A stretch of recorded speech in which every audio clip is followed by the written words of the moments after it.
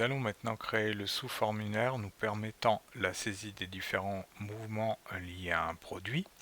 Donc pour utiliser ces sous-formulaires, on va cliquer sur le ruban création et on va choisir le bouton ici sous-formulaire sous état. Je vais dessiner le cadre de mon sous-formulaire et j'ai une boîte de dialogue qui apparaît qui me propose d'utiliser un formulaire existant. Moi je vais utiliser une table ou une requête existante. Je vais prendre les éléments correspondant au champ de ma table mouvement.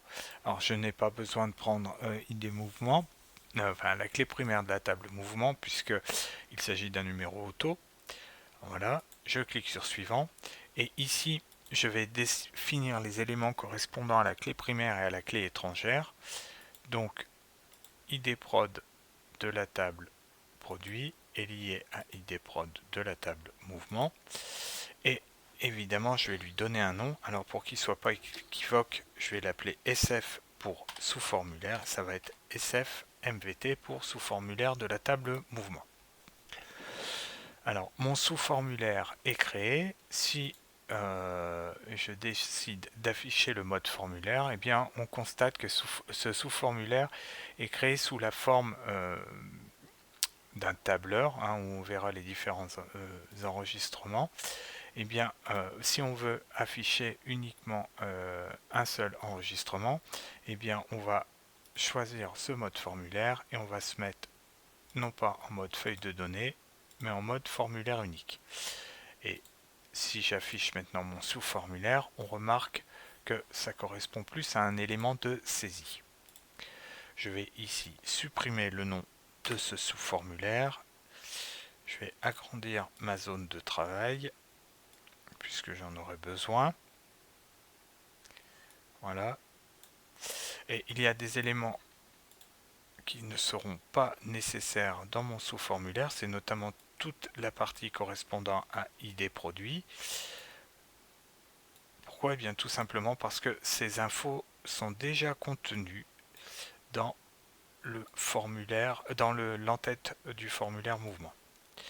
Donc je vais sélectionner ces deux éléments-là, je vais les placer à peu près ici, et surtout pour qu'ils n'apparaissent pas dans ce sous-formulaire, eh bien je vais tout simplement dans la partie format ne pas les afficher pour les rendre invisibles.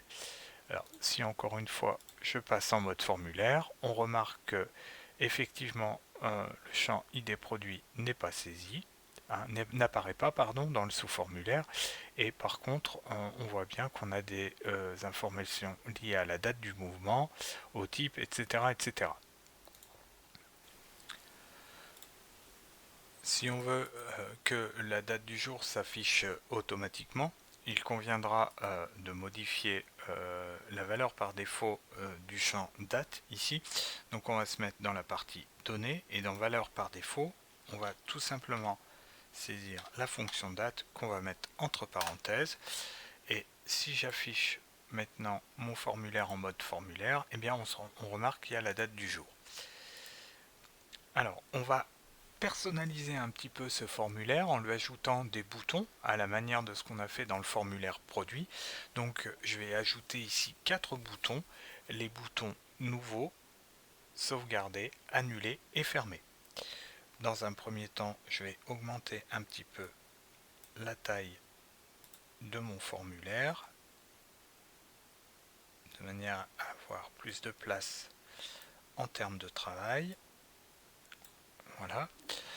Et je vais donc utiliser les assistants de contrôle comme la dernière fois. Je vais créer mon premier bouton que je vais appeler, je vais faire donc une opération sur les enregistrements, je vais ajouter un nouvel enregistrement et ici je vais marquer comme nom de bouton nouveau. Cette opération a déjà été faite, je vous le rappelle, dans la partie sur le formulaire produit. Je clique sur terminer.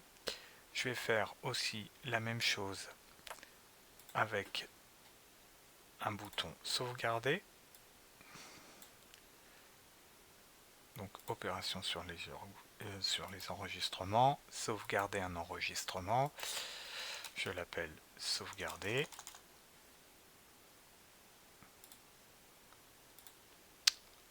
Alors, bien évidemment, je vais modifier, comme pour le formulaire produit, la macro, où je vais lui ajouter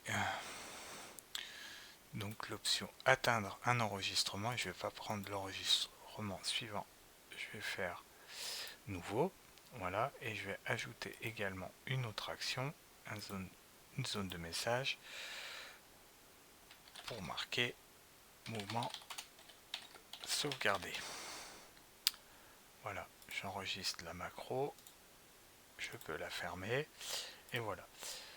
Pour le bouton annuler, je vais fonctionner sensiblement de la même manière.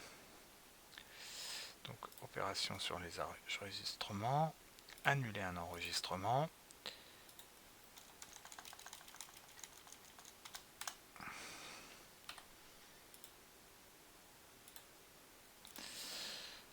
Il ne me reste plus qu'à créer mon bouton fermé.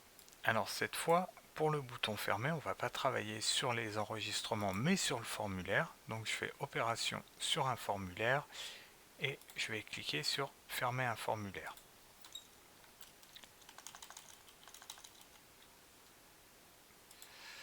Voilà.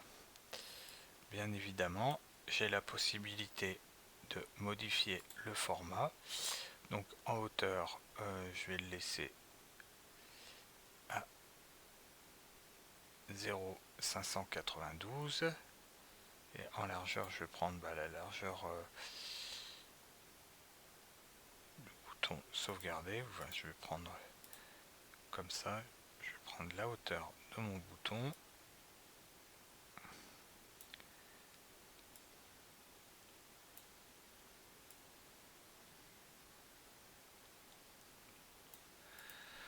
Voilà, je vais prendre par exemple 2,5 cm et 1 cm de hauteur.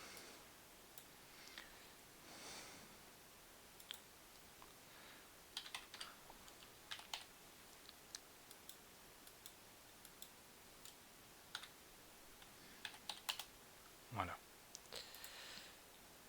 Je vais ensuite évidemment positionner mes boutons.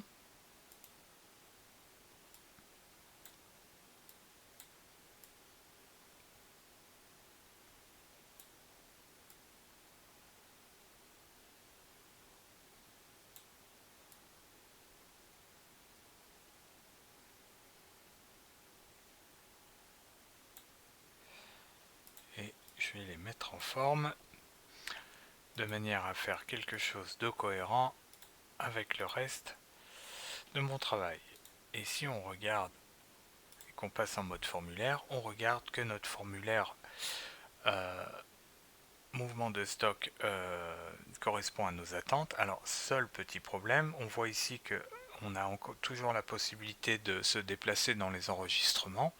Si on veut supprimer ces éléments là, il suffit de sélectionner donc le formulaire et au niveau du format, on voit qu'il y a affiché le sélecteur oui, donc on va mettre non pour ne pas avoir la possibilité de choisir le sélecteur, et on procède également à la même opération sur les boutons de déplacement. Donc maintenant, si j'enregistre mon travail et que j'affiche le mode formulaire, on se rend compte que on n'a plus ces éléments-là. Alors cette opération pourrait être réalisée également sur la totalité du formulaire mouvement et non pas sur le sous-formulaire. Voilà, donc si on veut le faire, eh bien on répète l'opération.